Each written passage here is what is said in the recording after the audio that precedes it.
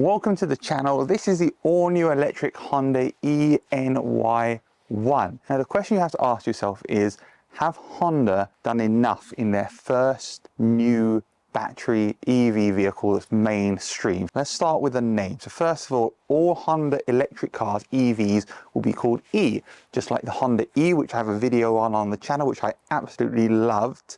But that was a very niche car designed for a small market with a very low range, which was great in the city, but not necessarily so great in other places. Well, this is different. This is a B segment vehicle, which means it's small for an SUV, but large for a compact car. So it's right in the middle, and it means that it's designed, as far as Honda are concerned, for young buyers who are after maybe their first car, maybe somebody who's got a family or just needs a practicality. Maybe they have a pet or a dog.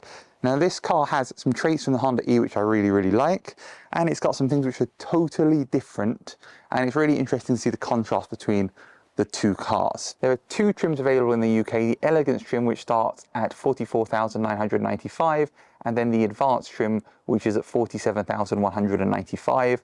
We've got a WLTP range of 256 miles from its 68.8 kilowatt hour battery, which has 61.8 kilowatt hours of battery usable space. Every battery on an EV has a bit of space which isn't used for various reasons. And that means we have 204 horsepower and 300 Newton meters of torque, and it can do 0 to 62 in 7.7 seconds. So very reasonable stats across the board. It's not too powerful, it's not too fast, it's just right bang in the middle. Just like the Honda E, this has a front charging port. Now I really like the front charging ports because it means that you can get into a space, get into the charger really easily. You know exactly where the charging port is in relation to the charger, whereas when you have cars which have side chargers, it can be hard to judge. Also, a lot of the fast chargers, ultra fast chargers, seem to be slightly strangely positioned. So I actually really like this. I know some people don't, but I do. It's a really nice large port here, and you can see, just like you would expect, we have the charging here, and this car can do 10% to 80% in about 45 minutes. So again, not fast, not slow, it's all right. It will do the job, but it is easy to charge like this. Another cool feature here at the front of the car is these. So there are actually lights here which will light up to let you know the charge progress. So you've got nice, easy, clever lighting at the front which lets you see what's going on. And you will see we do have front cameras. There is a 360-degree camera system on this car. It doesn't work quite like other 360-degree camera systems, but it's there, which is really handy when you're parking a car, especially a brand new EV. We also have these new Honda headlights with the new daytime running lights, which are similar to the other new Honda models as well. And then down here at the bottom, I actually think it looks very sporty because we do have actual aerodynamic vents down here. The curtains around the sides of the wheels here actually put air through and move them around the wheels to improve the aerodynamics of this vehicle, which is great to see real working aero at the bottom of a car and not just fake vents everywhere. On the side of the car, you can see it's got a sporty coupe-esque look towards the back, not as coupe-esque as some other cars, but it still looks very sporty. And we've got quite strong creases all the way down the body, which make it look more accentuated. This car is 4,387 millimeters long, which puts it right between a Kona and a Nero in size. So it is really very much a small SUV, but there is plenty of space inside, which you'll see in a second. I'm a big fan of these door handles, which are just like the Honda E, which are nice and neat and let you open the car, and you've got a very neat rear design without any handles on the door. I think that's really nice. It also means you don't get fingerprints all over the door because this bit is all black already. The rear has got the Honda name written on the back. It actually looks very good like this, and I like it a lot. It can be a bit unfair. Some companies, I don't like their names on the back, and others I do. I like Honda on the back, just my preference, I guess. And then we have this really nice light bar all the way across the back. Light bars are sign pretty much now of an EV. In fact, most new cars seem to have light bars. It seems to be the in fashion thing. It looks good on the back of this car. It's also clear, so you can actually see through it and you can see the detail, which I like too. And then we've got this contrast bumper here at the bottom, which adds a bit of chrome to the different colors on the back. So it's a very nice, attractive rear. Let's check out the convenience and space in the rear of this new SUV. All right, so there are 361 litres of space in the back of this vehicle. It's not an awful lot, but you can see there is space for you to put your luggage, to put your shopping. There are hooks and tether points here, and you can, of course, put down the rear seats, although you will have to reach across to do it, in which case, if you do that, there's over 1,000 litres of space flat. We've got a tray here, which is waterproof, which Honda have given us, but you can see without that tray, plenty of space here, and there's even little flaps there which protect and create a level surface there, which might be a bit hard to see, but that's quite a nice thing for Honda to do as well. So it is practical. With the back seats down, it's very practical. Not the biggest in the class, not the smallest in the class. This is, as I said, right bang in the middle of everything. But it does also have the other cool feature which the Hondas have, which is if you press this button and then you walk away, it closes. And that's really convenient when your hands are full, take something heavy out the back, walk away, and then just like magic, it will close behind you. Honda are doing something very interesting with the wheels. This has 18-inch wheels, but unlike most EVs, these wheels are very posh looking. They actually look less sporty and more Mercedes, Audi, BMW, 5 Series, 7 Series, executive design. Here in the back of this car, I've got a lot of space. I'm impressed. I'm 1.78 meters, with tons of space above my head, tons of space in front of my knees. We've got a panoramic glass roof, which lets a lot of light in, which is really nice. It also has little hooks here, so you can attach a cover to it if you want to black out the back of the car for security. We've got pockets in the back seats here. We've got a little space in the middle here. We've got 2 USB Type-Cs for charging. We've got a flat floor, which is very nice, but we don't have any pockets in the actual doors, which is a bit unusual. There's a space here which looks like it should be for a cup, but it says no drinks on it, so I don't know what's going on with that. And there's a tiny little space by the door handle here, which you can use to pull the door open and close. So not a lot of storage in the doors, but in terms of space, comfort, convenience, it's great. And we do also have the ability to put down an armrest with 2 cup holders back here. I would personally prefer a lighter color interior, and you can spec this car with lighter interiors. So depending on your needs, if you're after one of these cars, I would certainly suggest you look at the lighter interiors.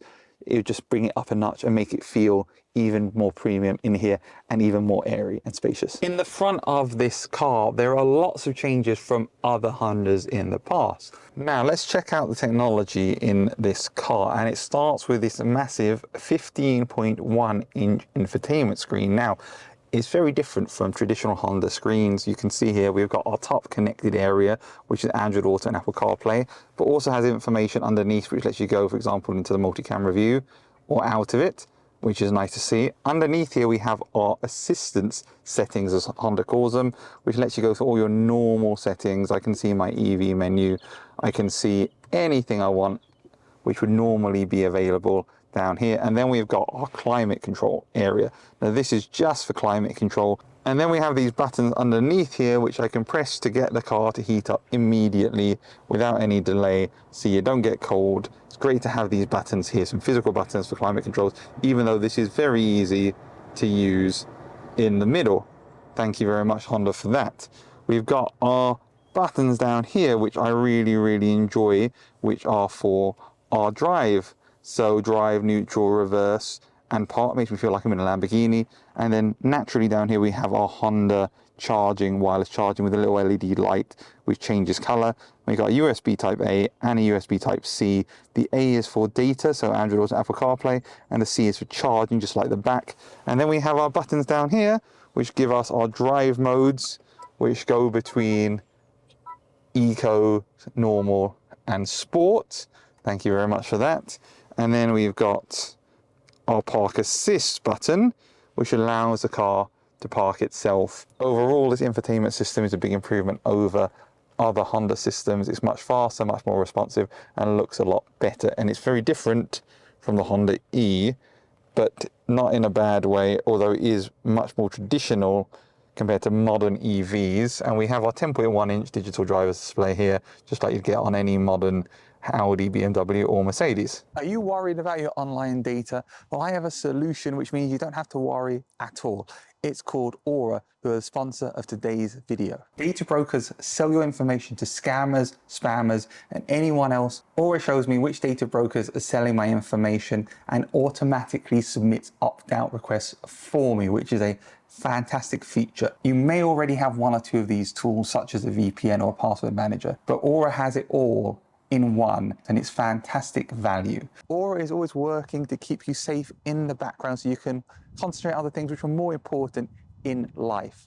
I value my privacy and I value your privacy. So go to aura.com/techinthecar for a free 2-week trial. This car is a big, important car for Honda because it's their first mass market vehicle.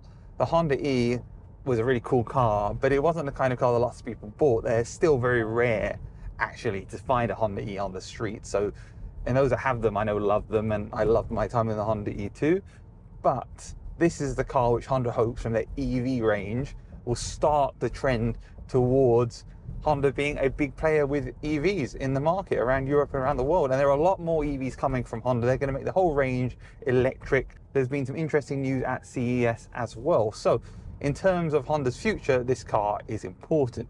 And how does it drive? Well, it drives like a sporty, fun SUV would, actually. It's not a big car, and driving it doesn't feel big either. We can change through the modes using the mode selector for the drive down here. So put it into sport. Put it in sport, immediately it's more responsive, it's a bit more punchy. If we go down to normal, it just drives normally. Obviously, the suspension is going up and down a bit over bumps in the road, which is normal to expect in an SUV. It's very unlikely that you have an SUV that doesn't feel like that unless you're driving maybe a Porsche or maybe a Lamborghini Urus. But it's still very stable, very tight. I do have to say that I really do like how the steering feels. The steering feels a lot more precise than other SUVs that I've driven, with the exception of Porsches. Maybe this car is a EV Porsche, just not as fast and not as expensive.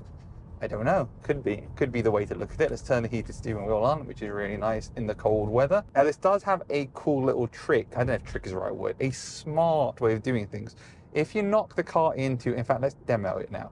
Let's turn the heating up to maximum. So we've now got maximum heating going on. Let's turn off the heated steering wheel and the heated seats. Now, I want to put it in eco mode because I want to increase my range. I know that having the heating on will make my range decrease. That's normal because it's using the electricity. So normally if you turn a car to eco, what will happen is it will basically mean you have to turn off everything, which is a real pain in the neck. However, I put it into eco now and something has happened which was unexpected. The fan speed has turned down slightly and the heated seat has turned on. So eco mode is using the intelligence of the car to try and maintain the range as much as possible without using up all of the electricity. Very, very clever. It's a really useful eco mode, which I think is fantastic to see in this car. Let's talk a bit about performance of this car. So right now I am in eco mode or economy mode. And when I put my foot down, there's certainly a bit of a lag. This is normal in all cars. When I go into normal, it's a bit more responsive. Definitely, that's an improvement. And then when I put it into sport mode, hopefully, fingers crossed, it should get a bit faster. And we should be able to get that full 204 horsepower. And definitely, yeah, you can feel that. Now when I put my foot down, it accelerates fast. It's instantaneous. We've got that 310 Newton meters of torque as well. And the car beeps at me to tell me I'm going too fast. So yeah, good response, moves nicely, more than enough power for you to get to places and overtake if you need to. Not lacking in any way. And again, like I said, a sporty, fun ride. And overall, the vibe of this car is sporty and fun. What do I think of the Honda NY1? First of all, it's really hard not to call it the New York City instead of the ENY. That's the first thing. Maybe that's got something to do with the naming. I don't know. But anyway, this car is a really, really good step in the correct direction for Honda. Its price is pretty much in the middle of what you would expect for a similar car. There is a lot of competition at this price point. You have Tesla, you have BYD, you have many other car companies, Fisker, which have started coming to Europe as well, which I think are fantastic. So there's a lot of competition at that price point for a car like this, but it's still a really interesting car. Honda have stepped up the technology inside with a bigger screen. They've got nicer build quality and looks. I think this is a really good looking car, and I think that Honda have really spent a lot of time on it, which is great. I maybe wouldn't go for the white myself, but there are other colors available. And so I think it's a car which should be worth looking at if you're after a small SUV and you're open to a Honda. If you have that brand loyalty, then it will be a great car. There is absolutely no reason not to like this car. It's just a bit in the middle. It doesn't really do anything great. It doesn't do anything badly. It's a strong contender, and you will love it if you buy one. It's just hard to say it's amazing at anything it does, but I've still really enjoyed driving this car. Let me know what you think down below, and please like and subscribe to the channel. Thanks for watching.